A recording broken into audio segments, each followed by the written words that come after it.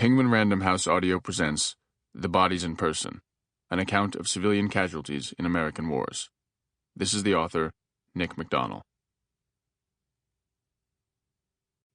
Part 1. The Classy Hotel. I didn't always think this way. I'm an American born in 1984, and halfway through my life, my country went to war abroad. For a combination of reasons not unusual among young men, I went too. After the initial bloom of romance around working in places where America was at war, hoping to get shot at without getting shot, I believed the best path was to channel local populations in writing and scrub my voice much as possible from the pages.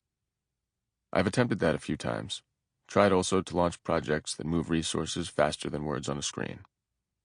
But life splinters plans, and 10 years into visiting these places and thinking about my own country, it's clear to me that some other kind of reckoning is due.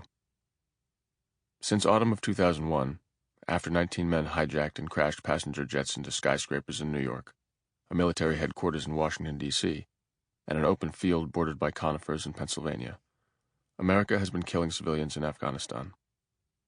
For nearly as long, and in earlier wars, it has been killing them in Iraq. No one disputes this. The dispute is only over how many, why, and whether the why justifies the killing. Some say America is benevolent, a force for good. Others say it's a brutal empire. Many observe complexity, and many more are not interested in thinking about these questions at all. Like prayer, I'll state here at the beginning that America, Iraq, Afghanistan, and all the others represent incomprehensible multitudes, and that the first step away from a person's name is the first step toward killing him without thinking too much about it. So I want to avoid the general, but I also know it to be part of our minds, and a necessary element of progress. In terms of the specific, endnotes provide sources and additional context, along with some ideas better separated from the rest of the book, but still important to it and to me. Throughout, some quotations are taken from my notes and memory. Most are taken from scenes and interviews I recorded in person. Some were beautiful, some awful. When I was daunted, I often looked to the natural world for comfort, especially on beginning trips of uncertain outcome. I began several trips like that in the tidy city of Erbil, Kurdistan, northern Iraq. Erbil's not at all like the frantic Hollywood movies about the Middle East. The airport is better than John F. Kennedy International, New York's main airport. The streets are dusty but otherwise clean. People hang out in malls. For a while, most foreign reporters covering the war in Iraq were based there. I stayed in the Classy Hotel. The name was funny in a way you never had to explain.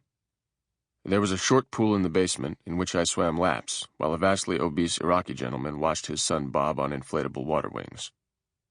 The lobby was a popular meeting place for contractors, aid workers, and war profiteers, only a few hours' drive from the fighting by a good road across the Nineveh Plains. The best-known American newspapers kept correspondents in residence. I stayed on a discount rate, courtesy of a friend, a bureau chief at the time.